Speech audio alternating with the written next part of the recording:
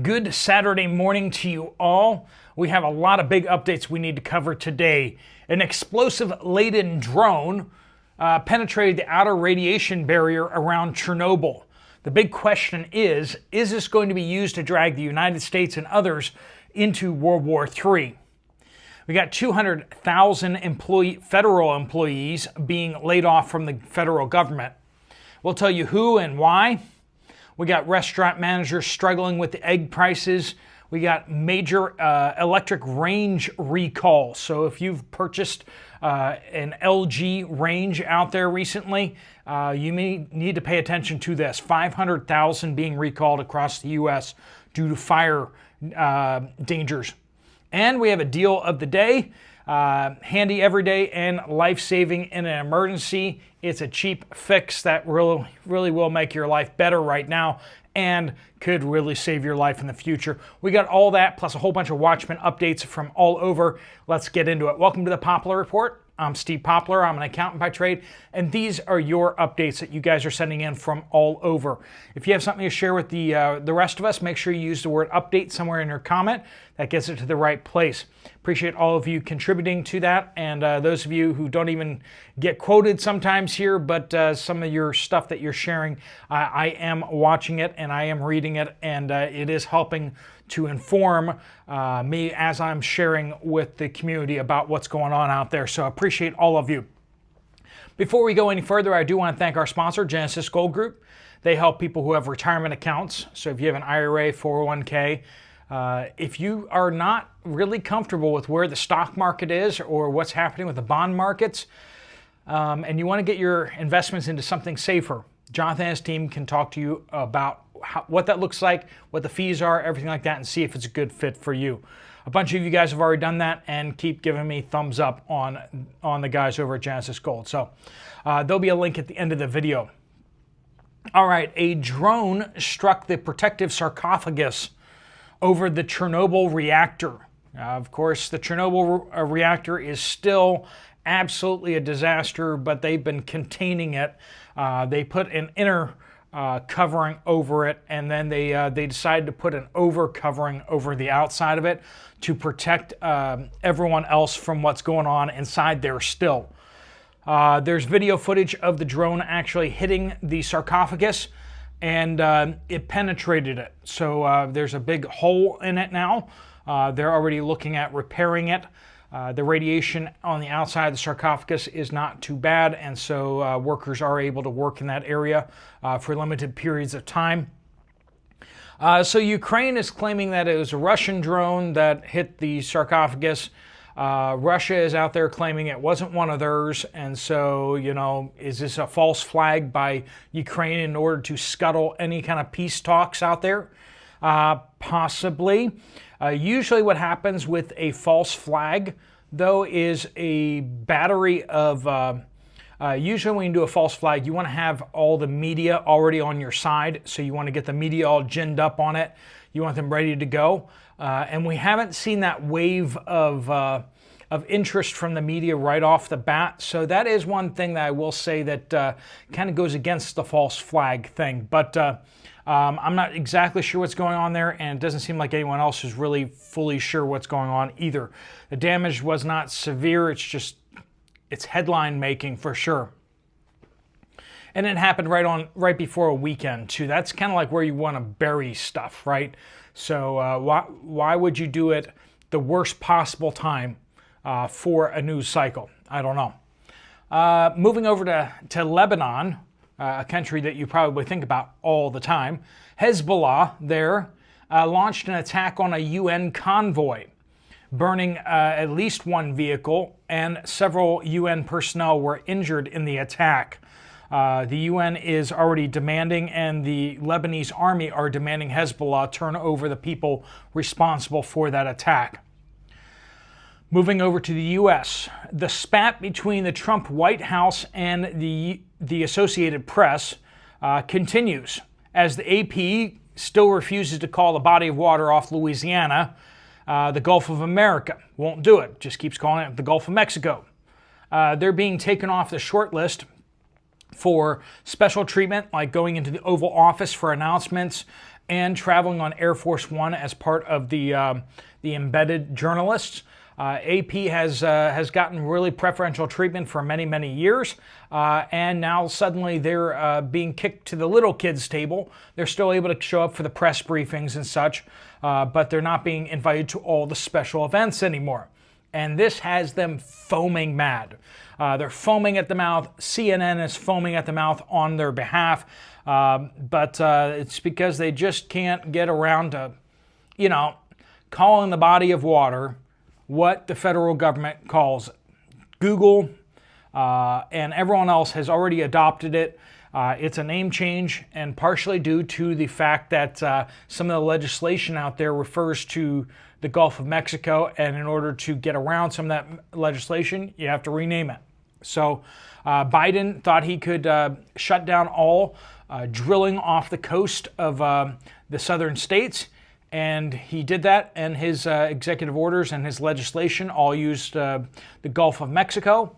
And so this was made necessary by the previous administration. President Trump has ordered the IRS to begin mass layoffs, which I know we're all crying over that. I mean, the IRS is possibly the only agency more corrupt than the FBI. Moving on. As a tax accountant, I say that with all due respect, which isn't much. Correction on the Joann's Fabrics. I talked about the Joann Fabric stores closing. I said all 500 were closing, but there were actually 800 stores, and so 300 of them are staying open. Only 500 are closing. So I did misspeak on that. I apologize. Didn't know there were that many of them. The Trump administration has also ordered the termination of 200,000 federal employees. Now, these are federal employees that are on probation. So that means that they've moved into their position relatively recently, usually within the past year, and they have less legal protections than those who have been at their jobs for a longer period of time. So this makes it so that it is much easier to lay them off than other positions, and so the Trump administration is going after them to downsize the federal government.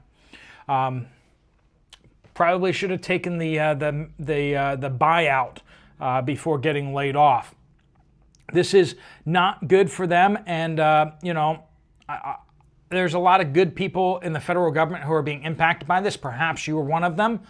But I think that also at the same time we have to realize that the federal government is absolutely ridiculously too large. We have not even with the 200,000, we barely get down to where the federal government was staffing-wise in Trump's first term. Now, I want you to think back to Trump's first term and now. Does the federal government do 15% more for you? Probably not. You'd think that with all the technology and the advancements of AI and computer software stuff, that they should actually be more efficient. But in fact, the federal government has gotten 15% less efficient than what it was before, which is ridiculous. That's absolutely insane. We need to get the government back down to the size it was during the Reagan administration. That would be more acceptable, which means we need to lay off like 75% of the federal government. 500,000 LG electric freestanding ranges and slide-in ranges are being recalled due to the fire safety risk. Already, numerous fires and injuries related to these appliances. These appliances were sold at Best Buy, Costco, Home Depot, and Lowe's across the United States. So if you bought an LG range recently, electric range, 500,000 of them are being recalled due to fire risk. Apparently, children or pets can activate the knobs and cause fire risk at your home. So please be aware of that. If you do have one of those, make sure you're hitting the where you're switching it off manually to make it so that you can't turn the knobs on. Especially if you have kids or pets running around the house. If you got cats, they can get themselves into trouble, can't they? And so can kids. All right, the deal of the day is an Anker. I meant to actually pull it out. An Anker power bank. These things are super, super useful. I actually travel with mine, and I find it very, very useful all the time. Of course, I don't have it on hand right now.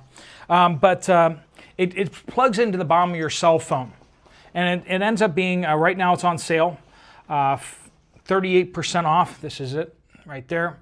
You just plug it into the bottom of your cell phone, and it powers up. It also powers like an iPad or whatever. Just make sure that if you have an Apple product, to make sure it doesn't have a Lightning port, because that is a USB-C. But like I said, this makes your life more convenient. If you ever have stress, about having enough battery life on your cell phone, instead of buying a new cell phone, just get one of these, and then you can just have this in your pocket, and you can recharge your cell phone as you're traveling or whatever you're doing during the day. You can just have this in your car, and then you just recharge it by just plugging it into the wall, USB-C. These things are super helpful. It's 5,000 mAh, which fully charges my cell phone like 1.5 times. So right now, with the 38% off, it's like $19 if you get it. And then actually some of the options there, if you buy it like semi-used or whatever like that, it can be more like $15. So I'll put the link down in the pinned comment down below. This thing can save your life. If you can't charge your phone because the power is out, one of these things will get you your cell phone topped up in a life-saving, emergency, whether you're in a car wreck where you can't recharge things, or whether it's a power outage or anything like that. This could save your life. So it's a small thing, and yet it really can make a big difference. I found it to be really super convenient for me, especially when I'm traveling. But Kathy says bird flu has been confirmed in a backyard poultry flock in Monroe County, Michigan. And down Misfit Gracie says Wayne County, South Central Kentucky. We had a notice of bird flu in our county. So I guess they'll start killing our chickens now. Doesn't sound good. Hopeful says my Costco is carrying the Harvest Right freeze dryer at significant savings. Bought one and have been busy putting up food for the long term. We are very pleased with it. So apparently if you want to get a Harvest Right freeze-dried freezer, make sure you check out the price at least at Costco. That may save you some money. Those things are a big chunk of change. I don't have one because I don't have a family to feed. That's really when you'd need to get it for like multiple families that are all kind of going in on it, or if you have a bigger family, or if you're really planning on stockpiling a lot of freeze-dried food. Tim says, I was told by the GM for a restaurant chain in Texas that bulk egg prices are up 428%. This is for the 30 dozen eggs at a time, and they are getting worse. Everything is sourced from within Texas, but they're absorbing the increase for now, but won't be able to for much longer. Prices are going to be going up at restaurants for eggs. Peggy says, Grand Blanc, Michigan. Yesterday, February the 11th, no eggs in Walmart. I mean, zero. Not even cartons of liquid eggs. Nursing Life says no eggs at Walmart in Southwest Florida. Gooster Dog's mom says Williamsburg, Michigan. I went to Meijer yesterday to look around, and of course eggs were low, but the milk was kind of shocking. I have never seen the milk section as empty as it was, no whole or 2% gallons, and only a few half gallons. Rice and beans were lower than I've ever seen them. Other shoppers mostly only had 10 to 15 items. Hamburger is running just under $6, and that's for the pink, gross, slime-filled 1 pound packages. If you're going to buy the pink slime, make sure you get it in the 20 pounder or 10 pounder chubs, because you get a lot better prices that way. But better yet, don't buy it from there. Don't get pink slime. Get real ground beef, please, from local butchers. You'll get a much better quality product, and honestly, you probably get about the same price, if not actually possibly a little bit less. Gina says, Savannah, Georgia.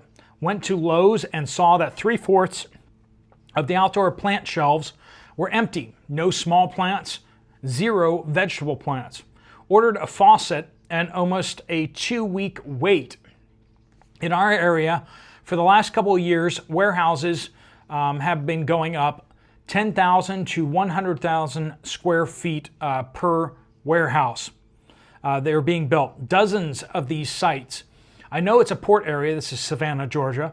But I still do not see how hundreds of millions of square feet of these warehouses will ever be used, especially with the economy tanking. My 91-year-old ex-military father looked at them and said, "This is scary. What in the world could they use all these for?"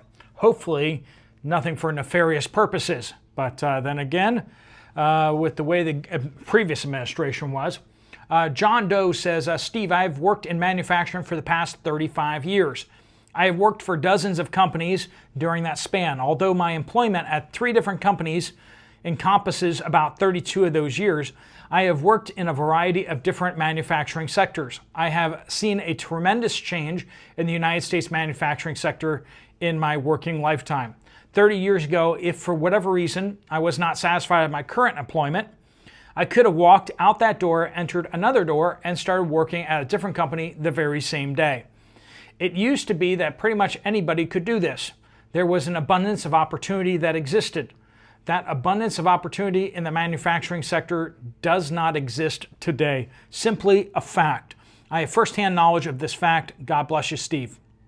Patricia says, I opened up a bank account and I had to prove I live in Oklahoma. Have been here for a very long time, but had to prove it and my job, and etc. and other things. Because of a Maria Brown in Van Nuys, California, with a Wells Fargo bank account, was using my social security number and had written hot checks. So, if my bank in Oklahoma found 2 people with the same social security number, why didn't Wells Fargo stop Brown from opening an account if they could see someone else had the same number? That's a pretty good question, isn't it? And it really gets back to the idea that there absolutely is multiple using of social security numbers. In fact, the banks are used to seeing this. The only problem with this account that she had was the person who was using her social security number did naughty things with it. And so the bank wanted to make sure that this naughty person wasn't her. You see the problem there? If the other person had just been using it and hadn't gotten into a whole bunch of trouble, like by writing and bouncing checks, she would never have heard about this. The bank wouldn't have blinked. Oh, there's multiple people with the same social security number, different people. Banks are used to this. The federal government is used to this. The IRS is used to this. I promise you, as an accountant, I have seen this. Multiple usage of social security numbers. So whatever these folks over at the Social Security Administration are saying, they're just flat out lying, because people are absolutely doing this all the time. All right, friends, thanks so much for watching. If you want to send us any information, make sure you use the word update. If you want to get some more information from Genesis Gold about what you can do with your retirement plan, there's a link right there. Fill out your information and they'll get in contact with you. If you want to check out another video from this channel, the latest one is right up there. I'll see you over there, or I'll see you guys later. Steve Poplar of the Poplar Report out.